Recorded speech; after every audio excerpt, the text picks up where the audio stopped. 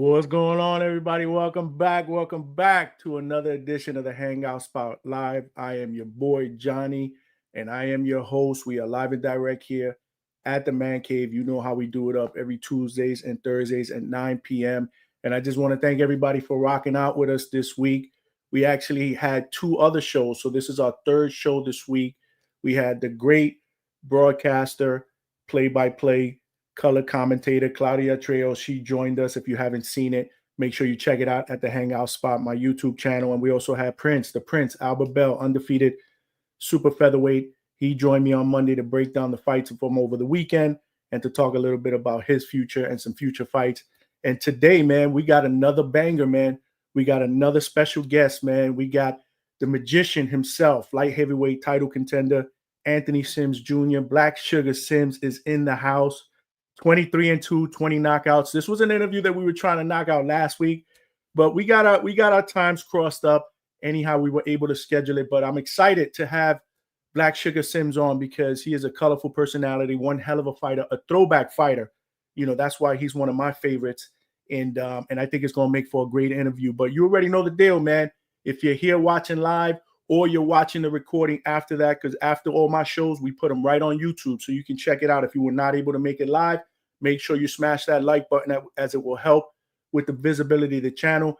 And make sure if you have not subscribed to the Hangout Spot, you subscribe, man. We're trying to get our name out there. We're trying to up that street cred so that we can get more fighter and trainer interviews on this platform. And last but not least, I don't want to talk alone. I don't want to just talk with Black Sugar Sims, man. So we got to get the chat going as well, man. Make sure you guys are dropping your opinions, dropping your comments, and dropping some questions as I bring the magician in right now. But anyhow, like I said, man, Black Sugar Sims, one of my favorites, throwback fighter, one of the best jabs I've seen in the game, footwork. I mean, my man has he has the total package, man. And on top of that, again, he's one cool ass dude. So without further ado, I want to bring in my man, Anthony Sims Jr. What's going on, brother? Welcome to the Hangout Spot, man. Hey, man, thank you for the introduction, dog. I really appreciate it. Nah, man, listen, bro. This is how we do it up here, man. You know the deal, man. I've been chatting it up with you for the past couple months. I seen you on the Boxing Voice a couple months ago. And after that interview, I was like, yo, I gotta get Sugar Sims up in here, man. Man, thank you. Yeah, that interview was it was a fun interview because it was filled with more opinions versus facts. Correct. Yeah. No, correct. And that's what it is, right? In the world of boxing, because we're fans, right? You guys are on the inside, you guys are doing it up, and you guys are dealing with the weird business of boxing. And ever since I got into doing this type of boxing, I'm starting to see the ins and outs of the business of boxing, man. And it's a grimy ass world, man. It's a crazy sport. It's a crazy sport, man. But it really is, man. It really is. But yeah, man. After that interview, I was like, listen, I've always been a fan of Sugar Sims in the ring, but now I'm a fan of him outside of the ring, man, because he's a colorful personality. He needs his own podcast, man. You need your own podcast, bro. Man, thank you, dog. With boxing, it's a lot of sometimes perspective can be greater than fact. How people view it can be more real to them than what it actually is. So I'm happy to come on and give that perspective of a fighter's perspective, what we deal with, how we perceive things, how things actually are versus how it can be perceived from a fan or somebody on the outside. So, let's close that gap. No, for sure. And you know what's funny? You remind me, your boxing style, your footwork, your jab, you're flamboyant, and you could speak a good game. You know who you remind me of? You're gonna laugh when I probably tell you this. Who, Apollo Creed, man, from Rocky.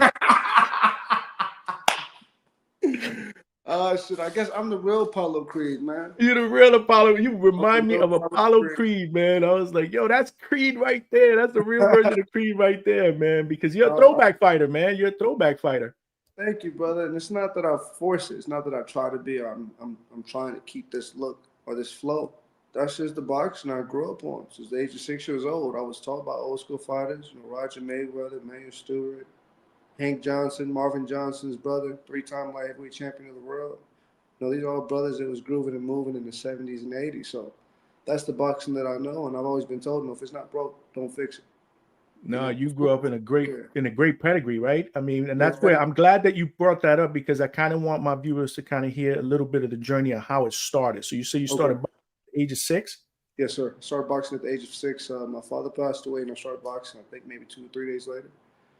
And boxing for me at the age of 6, I couldn't understand anxiety, depression, just, needing emotional support. You don't understand that as a kid. But boxing was that, I say, it was a tool. It helped me deal with, my mental strength. And I didn't even know it. But, at the age of 6, boxing and me we became best friends. But it's like, it's more of like it's a hate or love kind of concept. Some days you really hate it, some days you really love it. But it just grows on you after a while. That's interesting. That's interesting to hear that perspective because, again, I think boxing is a sport that it's like me. I say this all the time. It's like being a fireman. Like Hmm. you can't just be a fireman because you want the salary, man. You gotta want to be a fireman. You know what I mean? You gotta want to save lives, and I think it's the same thing with fighters because like we talked about a little bit, the business of boxing is crazy, right?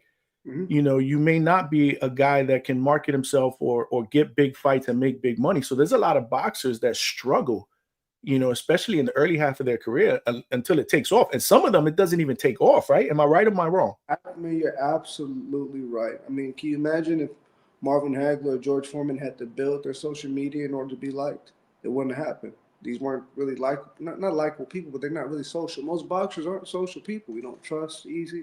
We don't really get along with people like that because something in us made us box in the first place. But back to what you're saying. What about the fighters that have amazing skill but don't have a social media following, a good foundation, or a good manager? They fall through the cracks. It's unfortunate because the times we live in now, unless you have I say, almost 1 million followers or some serious money behind you, nobody's going to hear about you.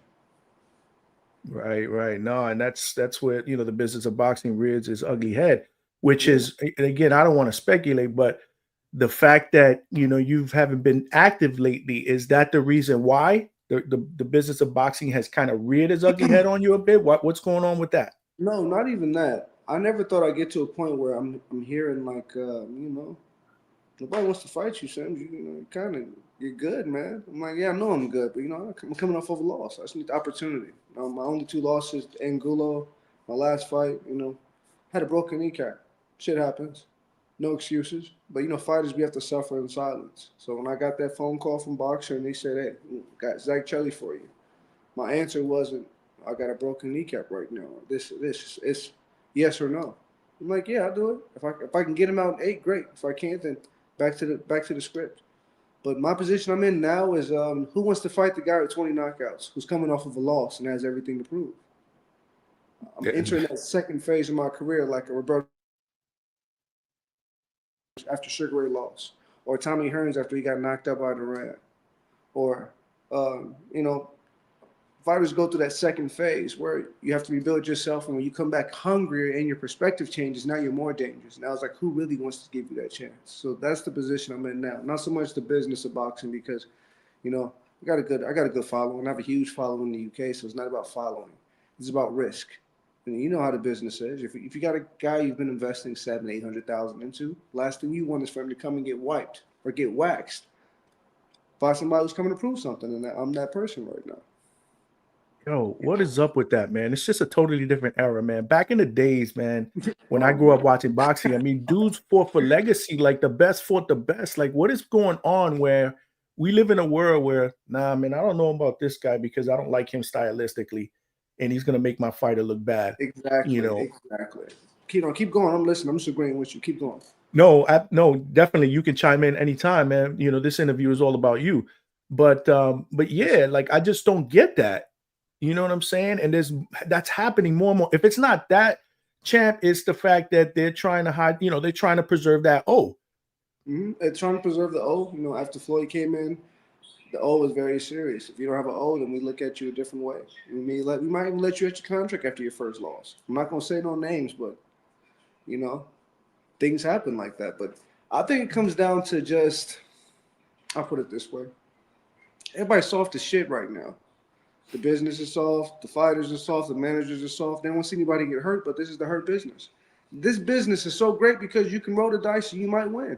When all odds are stacked against you, you might just stand a chance because all it takes is one punch. It don't take a touchdown or a teammate to help you or an extra point. Take one punch. So I think like boxing is missing the essence of what makes it the greatest sport in the world, where all it takes is one. But only person making that happen now, I say, is Turkish Ali. But he's only getting the top, like cream of the crop. You got Tyson Fury, Usyk, Maginov, T-Bud. Guys fight for millions. There's so many other fighters that can get put on that platform, but what? We don't want this guy coming and wiping this guy out. And it's just, it's an investment. You say the business, I say the business has changed as far as protecting fighters. Because you think about it, Aaron Pryor, Alexis Aguayo. Right now, that fight would never happen. Sugar Ray Leonard, Tommy Hearns, Roberto Duran, Marvin Hagler, Tommy Hearns, like those fights back to back to back. We've seen a small glimpse of it when we seen T-Bud fight Errol Spence or Bacoli fight Anderson. Those matchups where it's like, I don't know why they're even doing this. That's what makes boxing great. Styles make fights. Roger Mayweather versus Chavez versus Magic Trailer, Camacho versus Chavez, like those matchups, those mix-ups. Fucking Edgar Berlanga, a bum, like throw him in there with another cat. No, you're not seeing these matchups. Or even like Canelo. I have respect for what he's accomplished, but there's too much picking once you get to the top. You got to go whoever they say, hey, this is what it is. Don't turn your collar down. Don't say I'm not gonna fight him because he's Mexican. You fought plenty of Mexicans being Mexican. Only person I feel like that has that energy right now of the 80s and 90s macho of what makes boxing is Benavidez. He's not turning down his collar to nobody, and I love that shit. Like, that's what makes boxing. Tank. Not turning his collar down. Me, I'm not turning my collar down to nobody. I've been offered, I got offered Anthony Yardy last month before his last fight. Maybe that's 2 months ago. They gave me a 4 week I would love that fight. I would love that fight, especially after seeing his last performance. He looked like shit. So I'm like, okay, I'll definitely take that fight. Gave me a 4 week notice, which I understand. Who wants to fight the guy with 20 knockouts? They're not going to give me a straight up notice. They're going to wait and give me a last minute because nobody's going to let me just get prepared to whoop their ass. That's what's going to happen. So they gave me a 4 week notice. I said, yeah. I didn't hear nothing. 4 days before the fight, they called me and said, you want to fight him? I said, well, what the hell happened this past 4 weeks? I could have been ready, could have flew out there, got acclimated, the whole shebang. But that's what's going on in boxing. Nobody wants to take the chance. If they do give you the opportunity, they want to give it to you with a handshake and a knife behind the back. Hoping that you fail. Because nobody wants to see what happened to Anthony Joshua and Andrew Ruiz that first go around. That's when they got a reality shock, but we can't just put anybody in here anymore because look what the fuck happened. Excuse my language, but look what happened. That wasn't according to plan, is what you're saying, right? It wasn't according to plan. Oh no, it wasn't according to plan. There's been a lot of upsets recently, but we're only getting the upsets right now because of Turkish Ali. He's the only one that's putting these promoters against each other. They wouldn't normally be with each other.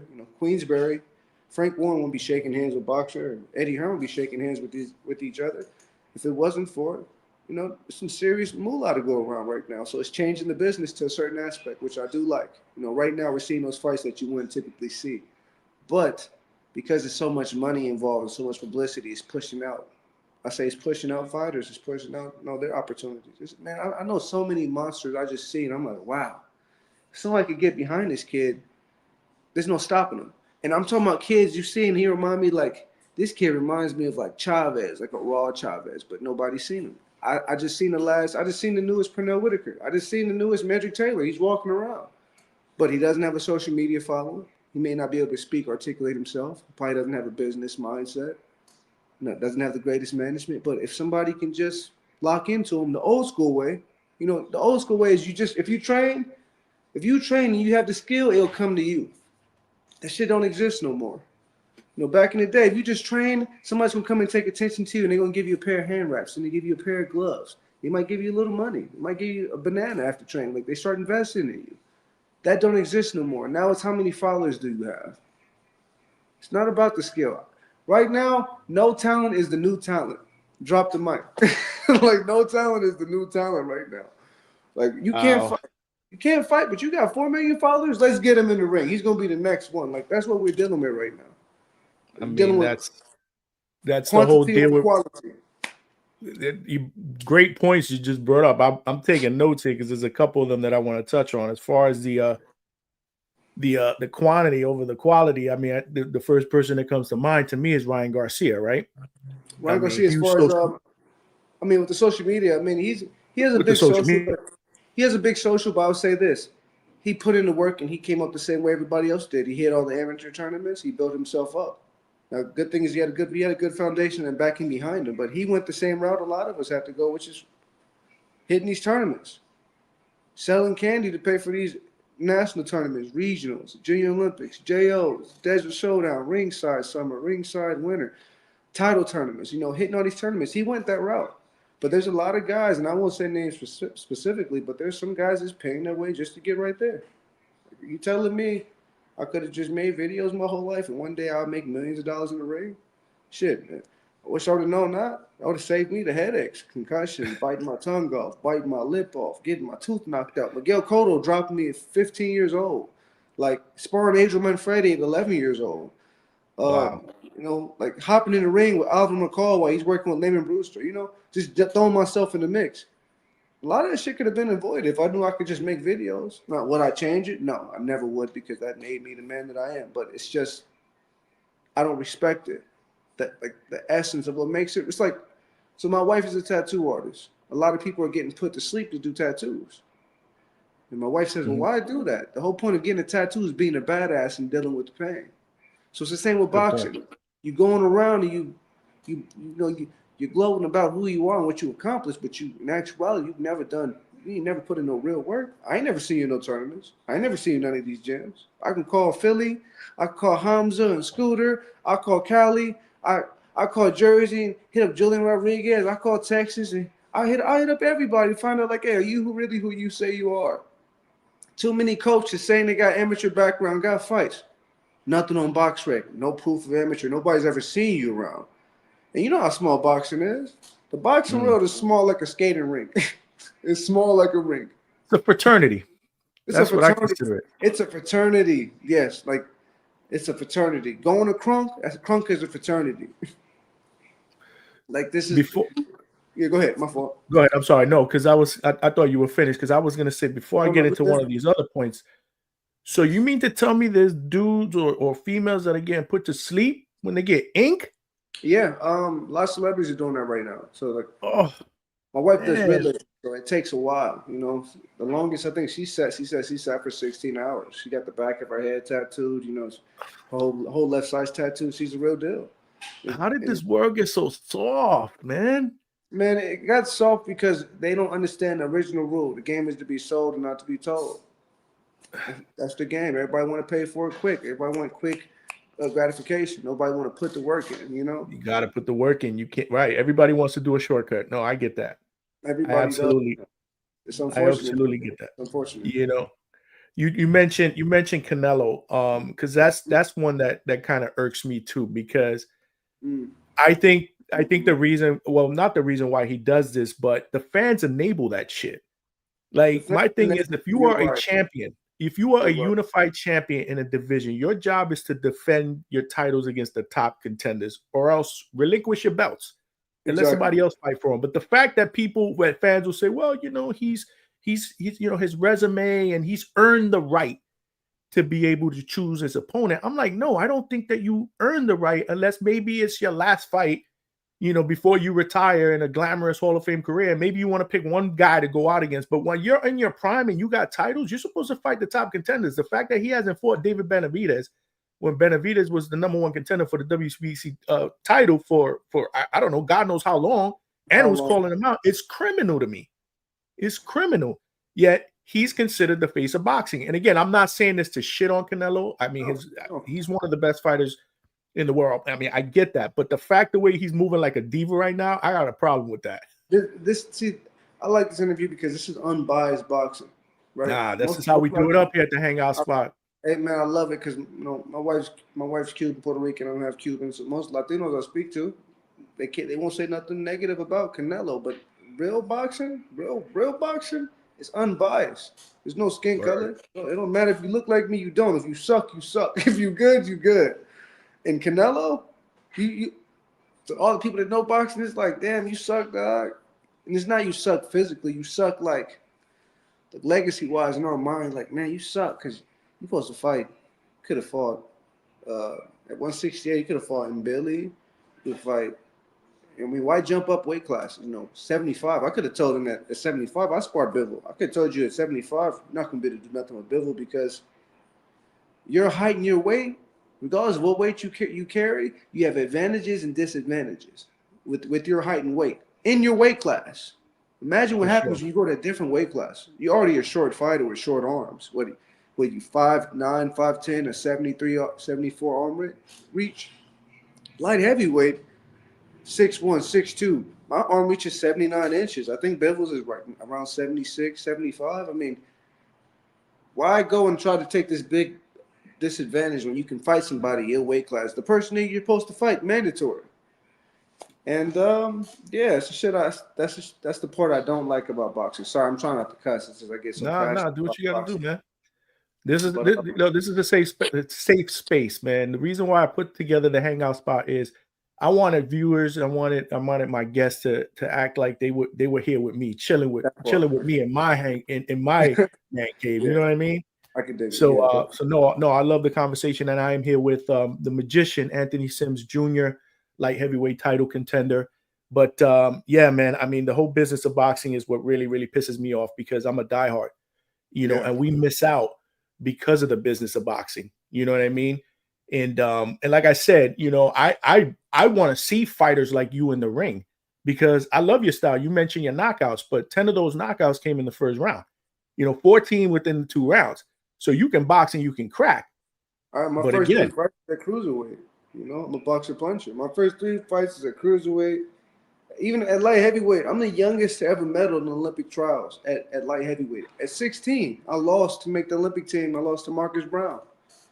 So, you place third, you basically place, first 3 spots is Olympic team spots. I okay. went and fought in the Junior Olympics. What was it? The men's, the Junior Worlds in Armenia at 16. But I was fighting light heavyweight. I knocked out everybody except for Marcus Brown. I knocked out 4 men in a row, and that's my first time fighting grown men. I knocked them all out. Light heavyweight, blew through them, and then Eddie Hearn made me an offer to go down to super middleweight. Should have never did that, because when I did that, it's like I was faster, but I lost my power. I lost my pop, like the pop that made me the magician, like putting people to sleep. But And yeah. why did he want you to go down? You want me to go down because I think there was more opportunity at 68 as far as his roster and the fighters that he had. He had Chris Eubanks, a couple other fighters at the time. But, yeah, light heavyweight, that's the weight I'm supposed to be at. Yeah, no doubt, no doubt. What's up, Yondu? What's up, Johnny? We got the boxing roundtable in the house. Yo. Shout out to the hangout spot. I appreciate everybody that's rocking out with me. Like I said, I am here with Anthony Sims Jr., my man. But going back a little bit, your style, like who did you kind of like who were some of your inspirations as far as like your style? I think if I'm not mistaken, you used to train with Emanuel Steward, right? Yeah, I trained with Manny from 13 to I want to say maybe 15, 16. How was that experience, man, training with such a legendary, I mean, with a capital L? It's like now at 29, I just play back the moments I had with him, and I appreciate him even more.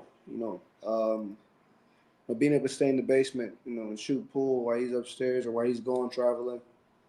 Going to camp with Miguel Cotto, being around guys like Dominique Dalton, uh, Joseph and Jacob Bonez, if you know these names. Jalen Love, I think he was gone at that time, but just to be around Emmanuel Stewart and know the list of fighters he trained: Evander Holyfield, Chavez, the world It's champion, insane. Tommy Hearns, Joe McClellan, Steve McCory, Harold McKinte, so many of them. So as far as my boxing skill, so the gym I grew up in, the gym I started in was in Indianapolis. So I don't know if you've ever heard of Sarge Johnson. He's a big-time boxing coach who passed away, but it was his gym. So in this gym, you had former world champions that people will walk past because they're older or they're drinking. Sometimes fighters get a little rough when they retire, take care of themselves. So For sure. I would just pick up from these guys, just learn the craft. Like I said, I lost my father at a young age, so any man that was willing to tell me something to better myself, I was always listening, especially at the boxing gym. But I say a mix between Roger Mayweather, Emanuel Steward, Hank Johnson. You know, Hank Johnson, he was the Army coach, '88 Olympic coach. He trained Ray Mercer. He went and found Ray Mercer in the Army. You know, he trained Ray Mercer, and Ray Mercer knocked out Tommy Morrison. He had, I remember that. yeah, you know, that was vicious. That was vicious. So, Vicious, one of the most vicious and, knockouts I and ever seen. and that's how he was. He used to tell me, like, when you punch, put your toenails into it. You know, I want you to jam that bad baby. You talking about a coach from the '80s? You know, he's all about bad intention. So, I think that's got a mixture of great coaches. Well, not even great coaches. That's disrespectful. I say great teachers. Roger Mayweather. People don't give him enough credit on how he taught boxing. He taught you boxing outside the ring. He didn't teach you boxing inside the ring. He taught you boxing by teaching you to make sure you have your gear when you come to the gym, being responsible, being on time. You know, he said, whatever you do outside the ring, make sure whatever it is, I don't care what it is. You say, you know, you can smoke, drink, whatever you're doing. I'm going to find out when I get to this gym, so make sure it don't affect you in a negative way. Basically carrying yourself like a professional, like a true professional. Exactly.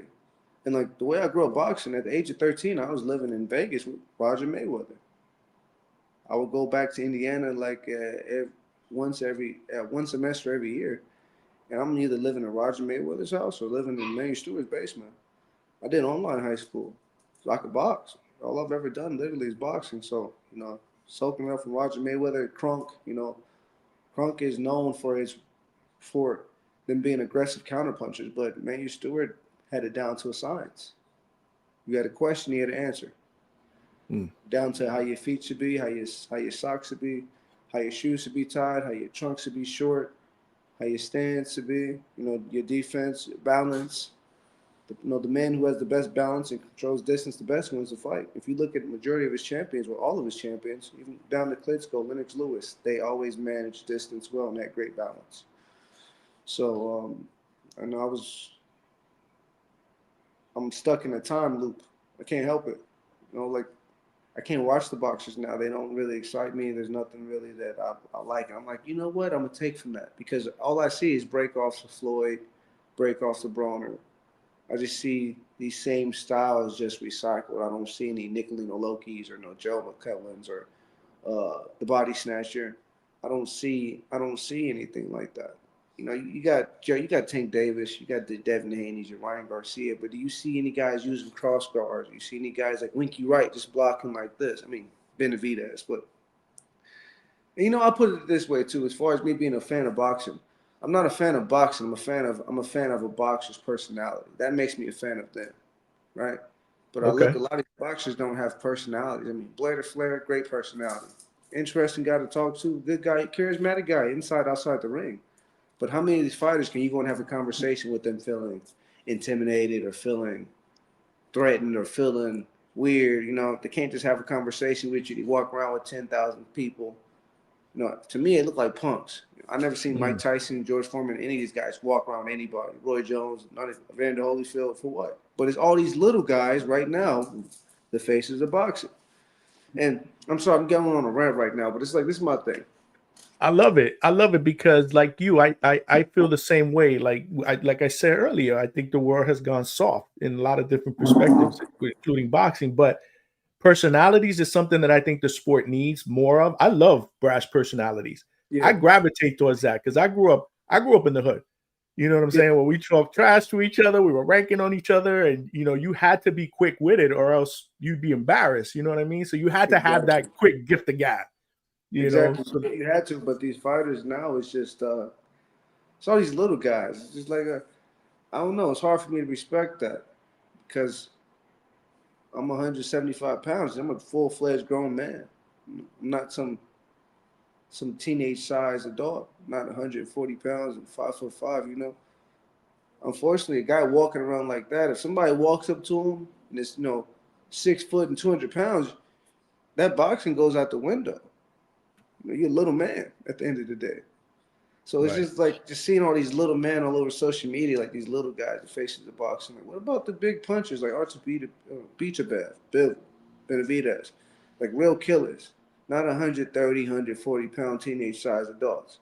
That's just my person. That's just my feeling. You know, you No, got I get you. Pitbull, you got monsters like him, but outside of that, it's just like you wear size 4 shoes, man. Get on my face. Yeah, Well, one of the questions I was going to ask you, which you kind of answered already, is what do you think is the difference between today's fighter and back in the day fighter? And you kind of explained that the Yeah. fact that they're not doing anything kind of new. They're just kind of knocking off, pieces of Floyd. Because now every other fighter you see, they want to do the shoulder roll, Mm-hmm. right? They want to switch hit, right? They want to go from southpaw. What is it today with the whole going from orthodox to southpaw? Like it's almost like every other fighter wants to do that.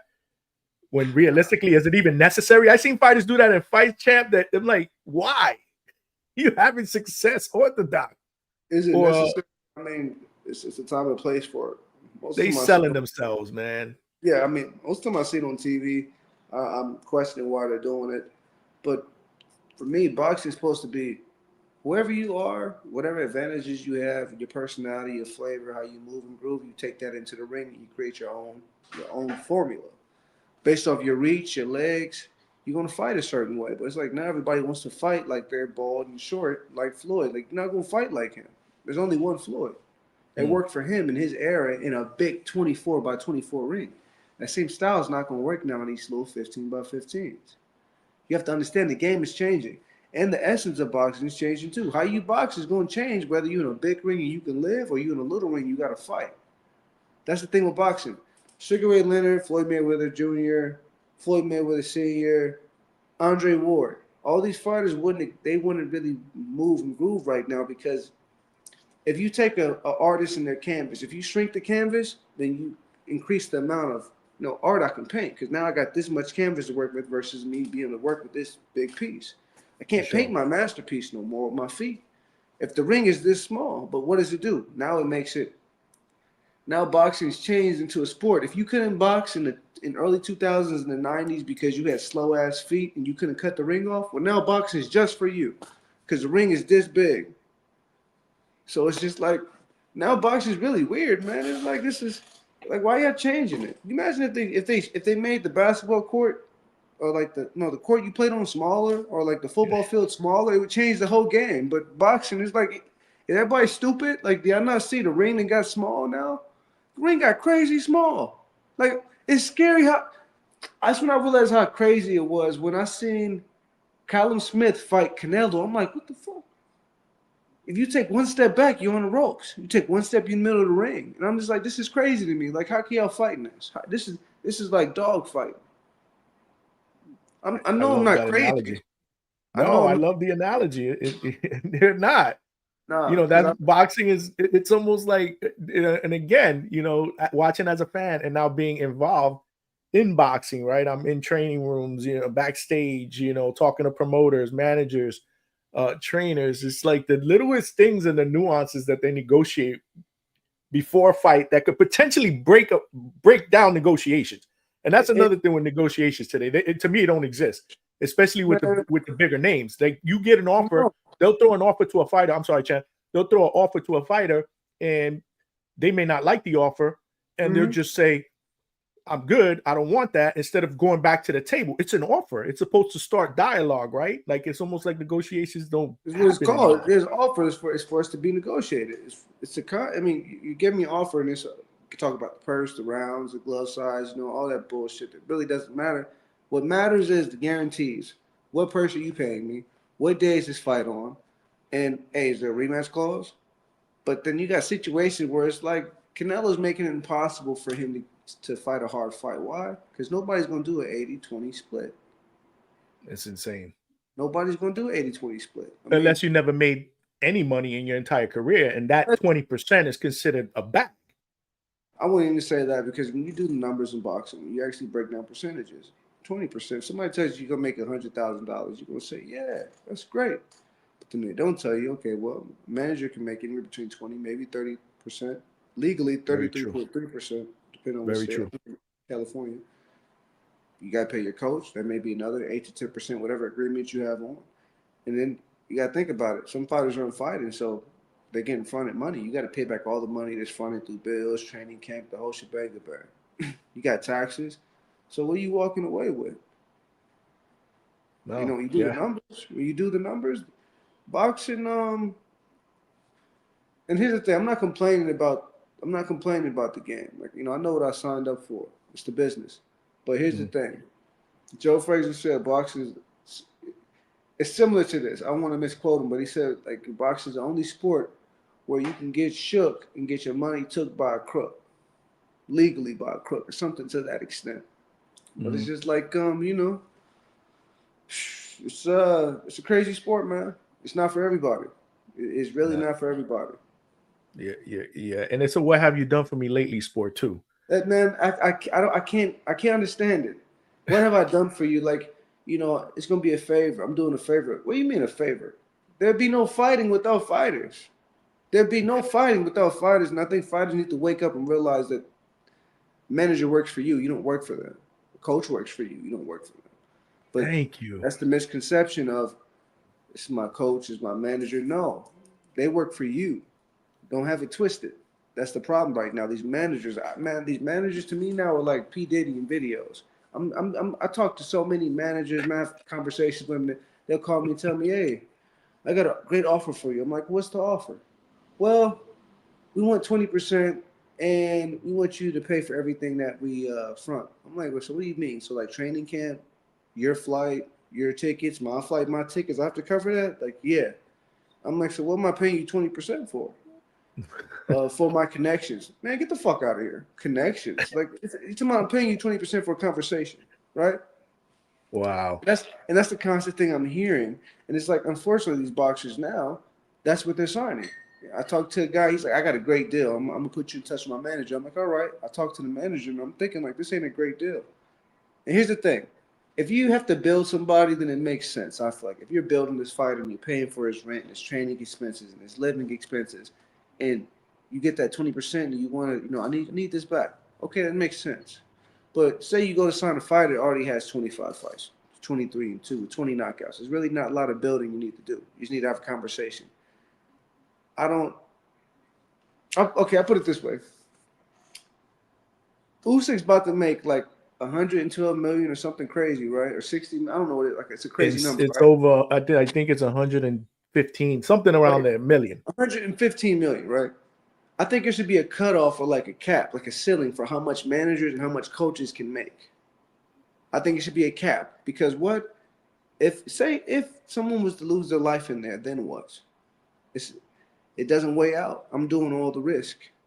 A conversation is not worth, in that case, say Usyk, $10 million to have a conversation. No, it should be a cap off, a limit like 500,000 or 600. I mean, something like to match what you're making. But any a manager or coach making millions of dollars, no, because who's the person risking everything? If anything, I think the coach should get paid more than the manager because that's the person who's with the fighter the entire time, versus somebody just having a conversation. Now, I Mhm. do see like why coaches and managers. That's great too, but then unfortunately, a lot of times the coaches can't really speak for you in these rooms. They can't negotiate for you properly. You tell the I'm not gonna say a fighter, but one time I heard this fighter got $1 million, but he really could have got 10, 15 million. But it depends on who's negotiating for you. If you Got it. got a guy who never really seen money, you say we got $1 million for you. Oh yeah, hell yeah. Not knowing like really you could get 10, 15 million. You just saying yes because you never seen numbers like that. You need somebody who's been in the room before, so in certain situations. But with Makes sense. boxing, it's just I just feel like too many fighters walk away with nothing. I really believe that. For fighters who get in there, we can really get hurt. We could be like Joe McClellan or Pritchard Cologne. Things, you Yeah, can really get hurt in there. And we're in there risking our lives. And I think fighters need to come together and, excuse my language, but stop being bitches. Speak up. You're for not a sure. bitch if you speak up, but that's what we've been taught. If you speak up or say you don't want to do something, you soft. No, that just means you're smart. You're not no dummy. You're not stupid. Because dummies sit around head hurting, punchy, nose bleeding, don't know where the fuck they at. That's what dummies do. Dummies say yes to. Want me spar today every day for you, coach? Y'all do it. Like, that's what dummies do. But when Hmm. you actually think and wake up and realize, like, wait a minute, wait, I'm the one fighting. I'm the one risking. I'm the one rolling the dice. I'm the one they came to see tonight. Nah, I didn't come to see no manager. Come to see no coach. Like, wait a minute, y'all work for me. Why y'all? I tell y'all what I want to do. Not y'all tell me what I'm about to do. Like, no, it don't work like that. But that's the problem. Like, the mindset has to change. The mindset has to change. When you look at yourself as your own business, your own investment, then that's when it changes. But a lot of times when you do that, the people around you don't like that because what? Man, he finally You done woke nailed up. it. You You nailed know, it. hey, that's the last thing they want you to do is wake up. That's the last thing they want. Because you wake up and realize your worth, then you say no to these offers.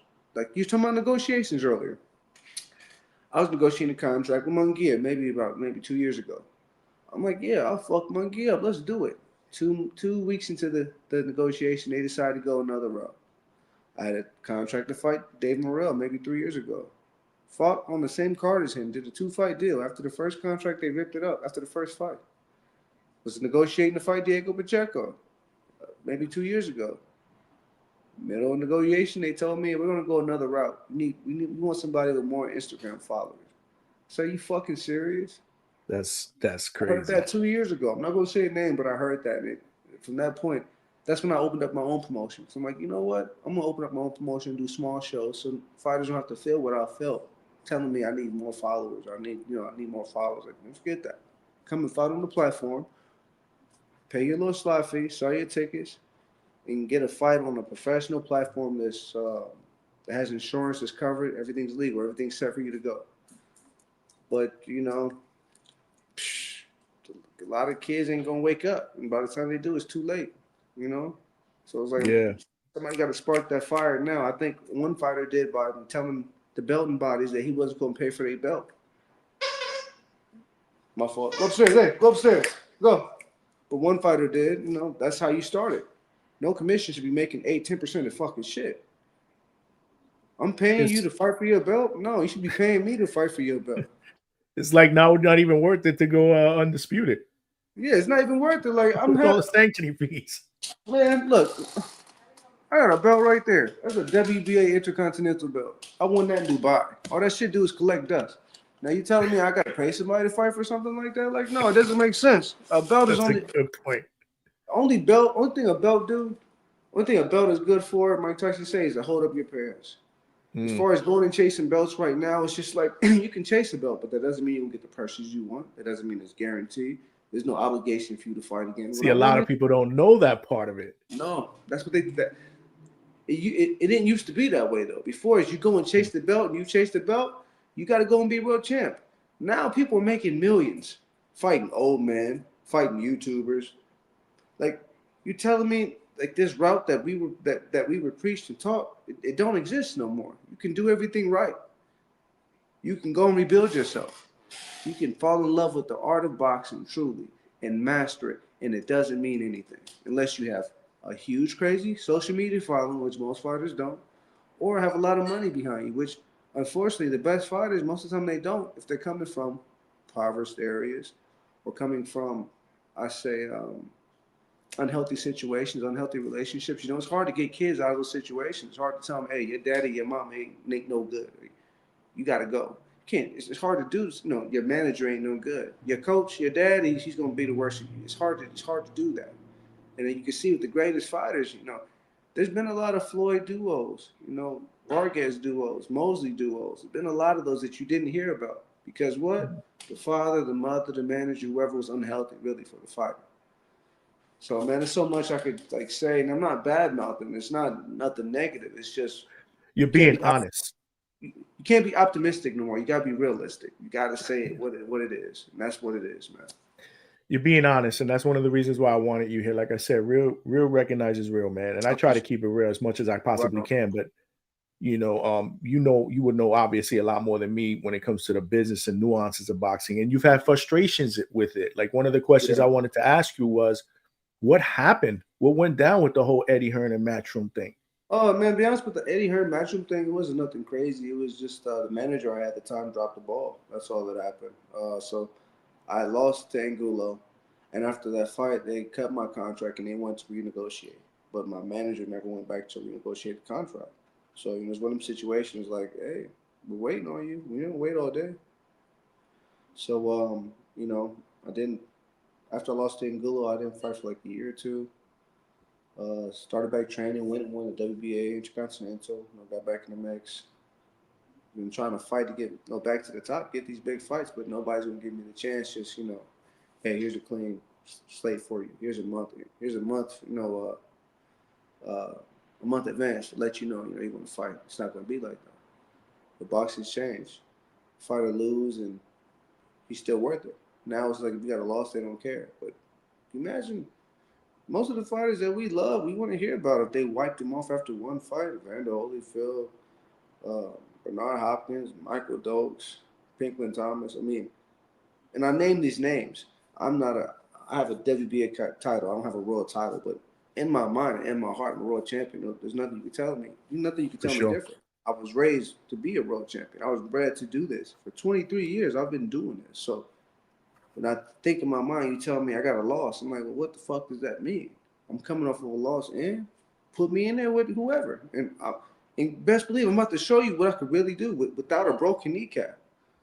But that's not what they want. They want to catch you slipping, or they want to put somebody that they know their fighter can beat. These fighters are soft as baby shit right now. If you get a little adversity, they're going to lose and they won't be able to come back. That's what boxing's about, facing the obstacles, the adversity, the tribulations, and bouncing back. A loss don't make you. It's part of the business. Like, the best lose. But everybody's scared to lose right now. These managers are scared. If you lose, then what? I mean, you got cats like Ben Whitaker falling off the fucking ring, turning into a whole bitch. I was going to ask you about that. Man, acting like his whole ankle back is broke. But what? He was definitely. I think he was definitely looking for a way out, man. Yeah, looking for my boy Liam Cameron was whooping his ass. And here's the thing: only reason he's still relevant right now is because they didn't label it a loss, and two, he has money behind him. But you look at it, he has no heart. He showed you what I've been saying for years. Is that anybody? You have been saying it for a minute. I've been saying it. This wasn't something I just started saying because he got whooped. But if you look at it, anybody can box a punching bag, but when you get hit, let's see how you react. So yeah, I can't fold or bend, man. I can't. And like I've tried it, but I can't. And it's not me trying to be real or trying to be that person, but I can't. It's like every ounce of me in my bones and my core, I can't do it. If you gave me $1 million and told me, say so and so is the real deal, I can't do it. I would be reaching for that $1 million and my hand would get stuck. So I'm like, I can't say that so and so is actually validated and he's not. I can't do it. I can't bend or fold. But I'm just hoping that because I've been true to this sport and because I haven't bent or fold and I've weathered the storm, that I get my shot. I get what I'm owed. I deserve this. It's not some shit that's a favor for me. Like I was bred to do this. There'd be no fighting without fighters. Fighters need to stand up and speak the fuck up. Stop being bitches. I mean, that's what it comes down to. Speak up. You speak up, you'll live longer. Believe that. Because there's a whole lot of quiet people locked up or dead. It's not snitching. I'm not talking about snitching, but just speak up for yourself. Not on somebody else, but for yourself. If something hurt, you ain't feeling it. If you got to go to another coach, if your coaching got you to this point, you realize he's hit his ceiling.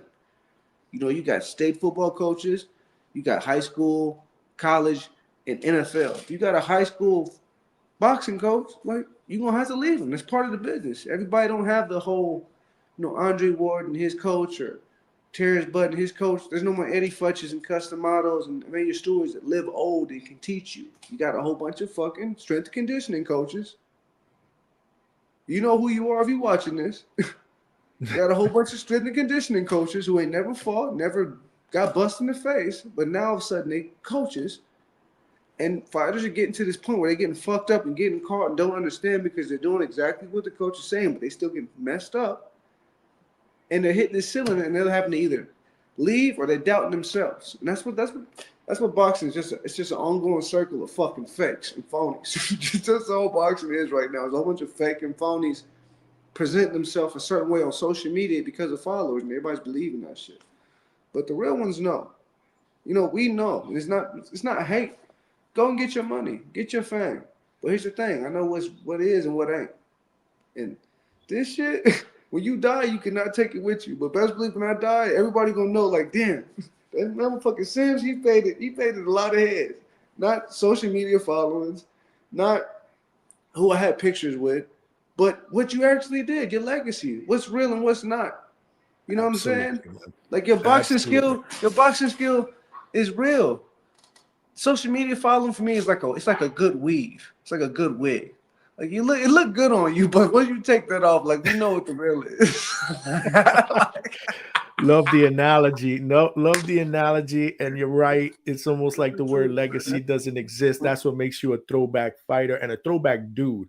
You I know what I'm appreciate saying? it, A man. real dude, because that's my biggest problem. I've always said nowadays, and I'm not saying this because I want to shit on a fighter making money. I want fighters to make money. They deserve it. You guys are gladiators. You're risking your life for our entertainment. But Yes. I say that to say that a lot of fighters, in my opinion, would rather be known as the most richest fighter than the most accomplished, the most for example, when we talk about those guys back then that we talked about, the Sugar Ray Leonards, all these great guys, what do we associate them in? Why were they great? Because they were great fighters and they fought the Exactly. best, Yes. right? Exactly. You know, Yeah. now it's like, well, why is this fighter? You know, in 20 years we'd be talking about a fighter today. Well, remember him? Yo, he made like $100 million in his career. I You know mean, that's what is it? You know, and I know fighters would like to have both money no, and legacy, but it's no, it's a hard match. You know, it's hard to match that, right? Am I right or am I wrong, champ? no. You're absolutely right. In It's boxing, almost you like you get got to pick a side even salt look like sugar. for sure. When you chasing boxing, you gotta know what gym you chasing. You chasing money, or you chasing notoriety? You chasing legacy, or you chasing followers? Are you proving something to yourself, or you proving something to the people around you? And that's what about any boxer is watching this right now. Understand when you get in that ring and you spar, that's an unpaid for fight, especially with somebody you don't know. So know what when you get in that ring, what you're risking and what you're trying to accomplish. Versus, are you working on something for yourself, or you hopping in that ring to prove something to your coach? Know the difference. Know what you're doing. For me, my thing's always been when, why, and how. When do I do it? How do I do it? And why the hell am I doing it? If you can't answer them questions, then don't do it. Simple as that. If a coach can't Makes answer sense. them questions for you, don't do it. If he can't tell you why you do it, how you do it, and when you do it, then don't do it. That's No, it just makes how. sense. Just my boxing mindset. But Nah, this yeah, is this has been dope. Are you? I think you got a jet soon, yeah, right? I'm right at this time. But you say you do Tuesday, Thursdays, right? I do Tuesdays and Thursdays, 9 p.m. Eastern time, 6 p.m. Man, Pacific. I know y'all on the West Coast, but I can do any day. let's keep running. Let's do another one, and let's talk. Let's chop it out. Let's talk about the specific fighters. Matchups. We can talk about Yeah, them. I had a lot more questions for you. I wanted to kind of get your take Oh, on especially Benavidez and Morrell, but I know you're on a oh, time run constraint. that to me real quick. I got a few more minutes. I can run it. But Yeah, I'm Dave really Morrell. interested. Oh I'm yeah, really interested to hear your take on that because that's going down February 1st, and a lot of people are kind of saying that this may be too soon for Morrell. absolutely too soon. If So you you look at agree with that? Oh yeah, I agree with it wholeheartedly because you got two people that took two completely different routes of boxing. You got one kid who was an amateur background, Cuban, fought growing up, right? Fought the guy to Cuba. You got another kid who Mhm. was big and fat most of his life and didn't have any amateur fights, but he was sparring world champions. He didn't take a lot of punishment either. Now you got one that's a world champion and one that wants to be a world champion. That's the difference. You got one person that actually is what he says he is, and you got another person who's portraying something, but he hasn't reached to that level. He hasn't reached that level yet. So, there's a reason why I say there's a reason why they kept Mike McCulloch away from Marvin Hagman. Okay. There's a reason why styles make fights. Hmm. Morrell's a southpaw, but he has to control the range and he has to control the distance at all times. What happens when he's getting walked down by a bigger fighter? We haven't seen that yet. Benavidez, he's not the same fighter at 68, but I think he's still just as dangerous. I don't think that Morrell's a real light heavyweight. Like me, I walk around 200 pounds. I'm like a real light heavyweight. I had no business fighting 60 or 68. Benavidez walks around like 220. He's a real light heavyweight. He's a real grown man that's about to get on your ass. So I think that's the difference. I Morrell, he's nice. He's a strong, good southpaw. But after what I seen against Hot Rod, I think he's chasing the check. Because a fight like this you either you're gonna come out better or you're gonna come out worse. And I think he's gonna come. He's gonna really get hurt. I sparred Benavidez twice.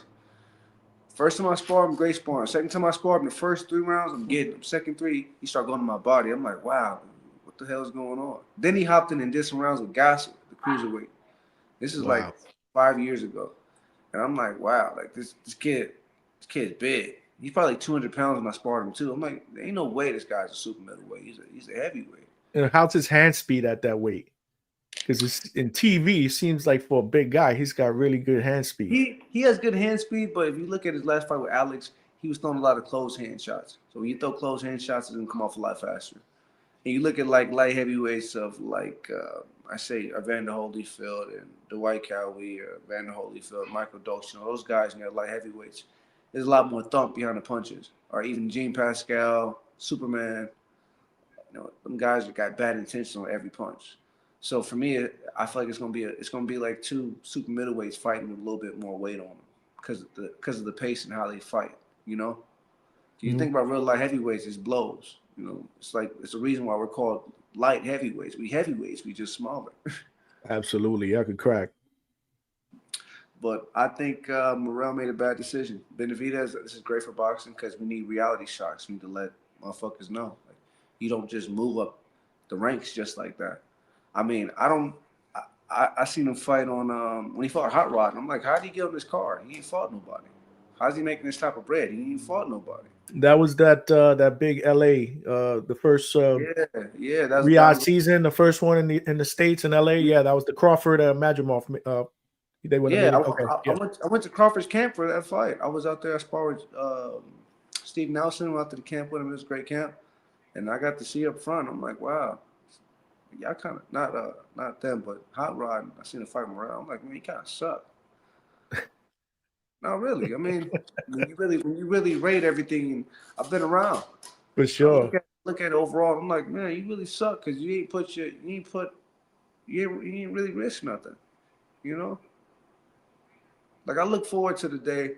I've never, knock on wood, but I've never had my tooth knocked out. Never had nose broke. Never had nosebleed. Like none of that shit. But I look forward to the day where like I'm looking like, damn, I want to give up right now, but I can't. You want to face that adversity. You see, that's the heart of a champion. That's the heart of a fighter. That's why I tell people fighters are built different. No, I look forward to that. Like even with my last fight. My last fight after the 8th round, I had nothing because I couldn't run during camp. I had a broken kneecap. I sparred myself in the shape. But the last 2 rounds, I'm laughing because I know I ain't got no gas. But I'm like, this is what I live for. Like I'm still digging and still pushing. Like this cat can't hurt me, but it's like fuck. Like, I'm in the mix of it right now. And I think that's the difference between existing and living. I don't feel like I'm living right now. I want to fight. I want to fight, not to prove something to somebody, but that's what I was made to do. I want to fight. I want to risk it. I want to roll the dice. I want to. I want to feel like a hard jab and taste iron. And be like, that was a good motherfucking jab. You know, like that's what I miss. But do they want that? That's the question. You got Caleb Plant. He wants that. He's making these fights happen. You know, you got brothers like that who's really pushing. He's pushing the envelope. He's calling dudes out. Yeah, no, absolutely. He's trying to make those fights. I get what you're saying. Yeah, he's trying to make those fights, and that's my boy. Like I know Caleb from the 2012 Olympic trials. Like that's my dog. You know, we talk here and there, but it's just the whole aspect of boxing. It's changed because the men have changed this in boxing. What fighters are. You got fighters wearing purses and shit like that. Hey, look, I'm not against who you love or how you represent yourself. Hey, that's on you. Whoever you choose to love, whoever you choose to pray to. I don't judge people based off their religious beliefs or sexual beliefs, but I will judge you off how you present yourself in the motherfucking boxing world. And a purse is not it, my dog. It's not it. Boxing got too sassy. Boxing got way too sassy, man. For me, for my liking. Like I'm like, what? It's a style game, man. It's a style game, man. That's what it's all about. Like that's what helps them with their following. You know what I'm saying? It's a package deal.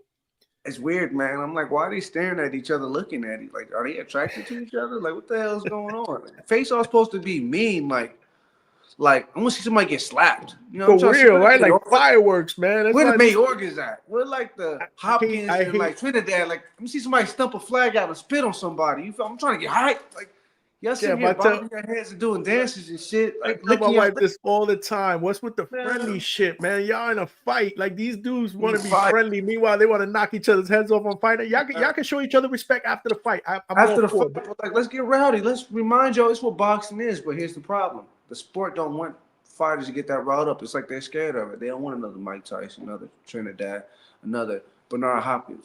I don't know what it is, but it's like I live for that. I love it. I love an outspoken person. I love to see somebody on the opposite direction of the current. I love to see somebody looking fucking crazy, like they their own thing. I like to see that, but it's just like, if y'all watching this right now, fighters, express yourself. Don't be somebody else. Be you. Express yourself. You know, be you. Don't be Floyd. Don't be Braun. Don't be Devin Haney. Don't be Tank. Be you, dog. And be you. Hey, and be funky with the shit too. Don't doubt it. Shit, there's only one you. So only you can do you. So shit, do you. Dig? Absolutely. That part. Absolutely. I'm here with the real life Apollo Creed in the building. You the only person who call me that, because anybody else call me that outside, I'm be ready to get out and be honest with you. Really? I thought you figured. I thought you wanted. I thought you making it as a compliment, man. I'm just you my man. Hey, I say again, apologies, man, for these past few times, but let's run it again. You said Tuesday, Thursday. Hey, I might do a third show as well on Wednesdays. Okay. Hey, but let's do it, man. Hey, I like your park. I like the question you asked, man, and I like you can say you like the energy, but it's like the frequency. It was constant. It was good convo. I like that, man. That's how I want to do it, man. I don't want my interviews to be all structured and you sitting up here just reading off questions and answers. No, this is a conversation. You know what I mean? Like, this is how we gonna do it up. This is how we do it up here at the Hangout Spot. No, listen, I've been wanting to get you on for a while. I'm glad I got you on. This ain't the last time. Anybody who comes to the Hangout Spot is family. Hey, let's do it. Wait, where you at? You in NY? No, I was born and raised in NY, but I'm in Florida. What part of Florida? Winter Haven. Okay, my wife's family in Boca. Okay. Yeah. And shout out to the wife, man, for helping us set this up, man. Make sure you. The wifey, man, she keep me in order, man. She keep me in order. I got a Puerto Rican from the Bronx, man. I know how to pick them, don't I? My wife is a Puerto Rican. I'm Puerto Rican from Brooklyn. Okay. Born and raised in Brooklyn. My wife lived in the Bronx. I'm from where? Bushwick. Yeah. Bushwick? Oh, Bushwickville? I'm from Bushwick, man. Okay, brother. Well, let's stay in contact, man. And I'm gonna hit you up. I want to get you back because I still got some questions for some future fights, but we got some time for that. No, let's do it, brother. All right, man. Yo, I appreciate you. Thank you for coming on. Thank you. And I'll keep in touch with you. We get you back on for sure. Oh yeah. All right, man. All right, brother. All right, take care. Peace. There you have it. The man himself, man, the magician, Anthony Sims Jr., light heavyweight title contender, 23-2 with 20 knockouts. And you heard it, man. The man keeps it 100 when it comes to the business of boxing, man. And, there's been a lot of things that have went on in his career. Like I said, he's a very, very talented fighter, but, he was honest and upfront about, the way fighters are being moved around today. And I thought it was very, very intriguing for my viewers to be able to see that, because we only see, what we see on TV when these guys are in the ring doing it up. But, now that I've had a chance, to be involved in the business of boxing and work live fight cards and meet fighters, trainers, again, like I said earlier, promoters, and I'm starting to see more and more and hear about how the business rears its ugly head. There's a reason why some fights don't get made. Like, we think it's easy, right? Well, call him, make that fight. That's where the business of boxing will take over, and at the end of the day, we suffer as true fight fans because all we want to see, we want to be entertained. And I can't speak for anybody else, but I want to be entertained by seeing the best fight the best. I don't want to be shortchanged by that, So, yeah, man, it was good to have Black Sugar Sims on. I'm going to get him back on because he was working with a little bit of a time schedule thing, but I'm glad I had him on, and we'll get him back on. We're going to get him back on, if not next week, the week after. I want to see if I can make him a regular because I do like his takes on not just the business, obviously, what we spoke on, but fights. Other fighters stylistically. You saw what he said about the David Benavidez and David Morrell fight. Those are two fighters that are in his weight class right now. I wanted to get his take on Benavidez versus Bivol, the rematch, see what he thought about the first one and what he thinks about the rematch that's going down February 22nd. But again, we'll do that next time we have him on. We got Superwoman 607, my sister, for real. Yeah, man. Anthony Sims, he's a funny guy, man. He is a funny guy. Yeah, I felt it. I felt like we had some great chemistry between us. I mean, but I mean, I've been chatting it up with him on DM for a while. Like we've been trying to set this interview up for a little while.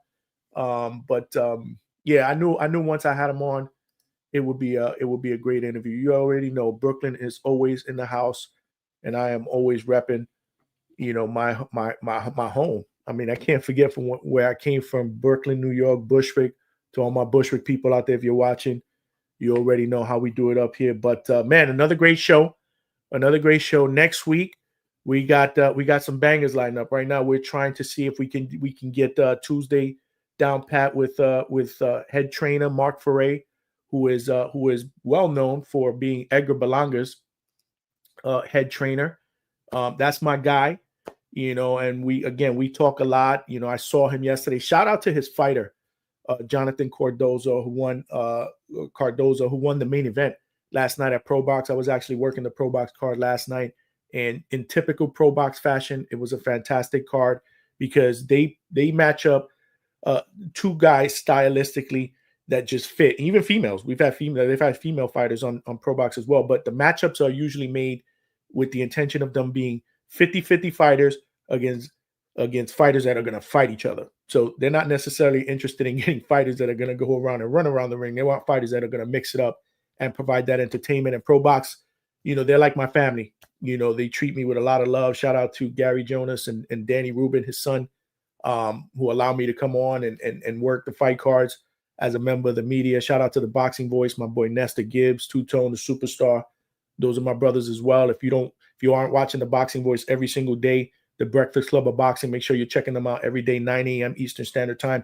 And we usually, sometimes we rock out in the evenings as well. I'm usually a regular on the evening shows. That's at 7 p.m. Eastern Standard Time. But you already know how we do it up here at the Hangout Spot. So Mark Ferre, we're looking at Mark Ferre on Tuesday as a special guest. And then on Thursday, we're looking at legendary Hall of Fame Cutman, Stitch Duran, Jacob Stitch Duran. Obviously, he's a legend in the game. I interviewed him a few months back, and I told him once I started doing live shows that I wanted to get him back on. He's absolutely fantastic. He's also known as the Cutman for Adonis Creed in the Creed movies with Michael B. Jordan. And I know he's going to be in the next Creed movie as well. So I wanted to kind of talk to him a little bit about that as well. So he's going to be on next Thursday. And right now, what I'm thinking is maybe put together a Wednesday show where possibly I can get Anthony Sims back on, and ask him some questions that I wasn't able to ask him. But anyhow, great show. I appreciate everybody rocking out, who rocked out with me. Again, if you have not hit that like button, make sure you smash that like button and definitely subscribe to the Hangout Spot. Tell a friend to tell a friend. If we intend to keep this train moving, we're going to meet some more followers along the way. But appreciate the love. Appreciate the support. Until next week, this is your boy Johnny signing out from the Hangout Spot Live, and I will talk to everybody soon.